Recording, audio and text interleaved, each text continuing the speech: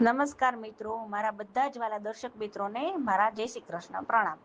મિત્રો, આપણે રોજ 10 થી 12 કલાક મહેનત કરીએ છીએ, પણ શું તમને ક્યારે એવું લાગ્યું છે કે સખત મહેનત કરવા છતાંય પ્રગતિનો રસ્તો રોકાઈ ગયો છે?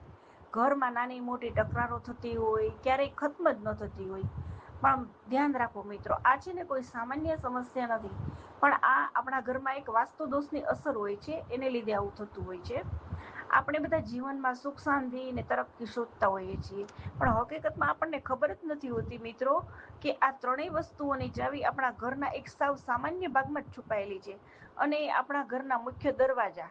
હા મિત્રો, જો આ દરવાજાની દિશા ખોટી હોય તો તે આખા ઘરમાં વાસ્તુ દોષ ઉત્પન્ન કરે છે. આપણે બધી સુખ શાંતિ અને તરક્કી શોધવા જતા હોય એ બધી જગ્યાએ, પણ આપણા ઘરમાં જ આવી રીતનો વાસ્તુ દોષ છુપાયેલો હોય તો એને દૂર કરવો જ પડે મિત્રો. પણ હા, આ કોઈ કાળો જાદુ નથી, પણ આ ઉર્જાનો એક સંતુલિત પ્રવાહ છે જે આપણી પ્રગતિને થંભાવી દે છે. પણ આમાં ચિંતા કરવાની જરૂર નથી મિત્રો. આજે હું તમને છે ને 4 સરળ અને ચમત્કારિક ઉપાયો બતાવીશ કે જે આ વાસ્તુ દોષને મૂળમાંથી ઉખેડીને ફેંકી દેશે. તો જો સૌ પ્રથમ તો મિત્રો છે ને, ઘરનો મુખ્ય દરવાજો પૂર્વ દિશા એટલે કે ઈસ્ટમાં હોય તો સમજી લેજો કે આ સૂર્યોદયની દિશા છે. હવે અહીંયા જો આ વાસ્તુ દોષ લાગેલો હોય તો તાત્કાલિક દરવાજા પર તાંબાનું સૂર્ય લગાવવું. આ તાંબુ છે ને એ ઉર્જાનું વાહક છે, અને એ સૂર્ય એ પ્રગતિનું પ્રતીક છે. આ બંને મળીને ઘરમાં સકારાત્મકતા લાવશે અને અપાર આત્મવિશ્વાસનો સંચાર કરશે. હવે આનું રિઝલ્ટ શું આવશે મિત્રો? કે ઝડપી પ્રગતિ મળે અને ઝડપી સફળતા મળે. હવે બીજું કે જો આપણા ઘરનો મુખ્ય દરવાજો પશ્ચિમ એટલે કે વેસ્ટમાં છે, તો ગભરાવાની જરૂર નથી. આ દિશા તો વરુણ દેવની છે ભાઈ. હવે આ દિશામાંથી દોષ દૂર કરવા માટે શું કરવાનું? તો કે છે કે ભાઈ ચાલો દરવાજા પર ઘોડાની નાળ લગાવી દો. આ નાળ છે ને, ઘોડાની નાળમાં ઉર્જાને આકર્ષણ કરવાની અને નકારાત્મકતાને તોડવાની અદ્ભુત શક્તિ હોય છે ઘોડાની નાળમાં. આટલું જ કરતા જીવનમાં ઘણા બધા અવરોધો આવતા હોય તે દૂર થઈ જાય, અને અચાનક આપણને જાણે આમ સફળતાના નવા રસ્તા ખુલતા હોય ને એવું દેખાશે. હવે ત્રીજી વાત કે જો ઘરનો મુખ્ય દરવાજો સાઉથ એટલે કે દક્ષિણમાં હોય તો આપણે એને અશુભ જ માનીએ છીએ કે આ ભાઈ આ દિશા તો યમરાજની દિશા છે. બરોબર છે. હવે અહીંનો ઉપાય છે એકદમ સરળ છે કે અહીંયા છે ને દરવાજાની આસપાસ લીલા લીલા છોડ રાખવાના.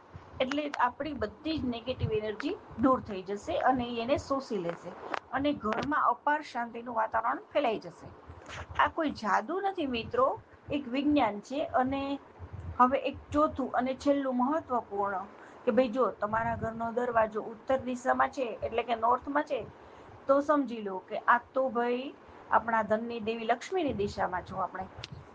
પણ અહીંયા પણ જો વાસ્તુ દોષ લાગેલો હોય મિત્રો, તો દરવાજા પર છે ને સ્વસ્તિક અથવા ત્રિશૂળનું ચિહ્ન લગાવી દેવું. આ ચિહ્નથી છે ને બ્રહ્માંડની શુભ ઉર્જાને આમંત્રણ આપે છે. આટલું કરતા જ આપણા ઘરમાં છે ને અભાવ અશાંતિ બધું જ દૂર થઈ જશે, અને ધનની આવક થશે. ધન છે ને ખેંચાઈ ખેંચાઈને આવશે આપણા ઘરમાં. લક્ષ્મીજીને રોકાવાનું મન થશે આપણા ઘરમાં. એટલે આ એક વાસ્તુ દોષ દૂર થઈ જશે. તો મિત્રો, વાસ્તુશાસ્ત્ર છે ને એ કોઈ અંધશ્રદ્ધા નથી, પણ એક અવકાશ ઉર્જા અને દિશાઓનું એક શુદ્ધ વિજ્ઞાન છે. જો આ 4 ઉપાયો શાસ્ત્રોમાં વર્ણવ્યા છે, અને આ તો યુગોથી ચાલી આવે છે.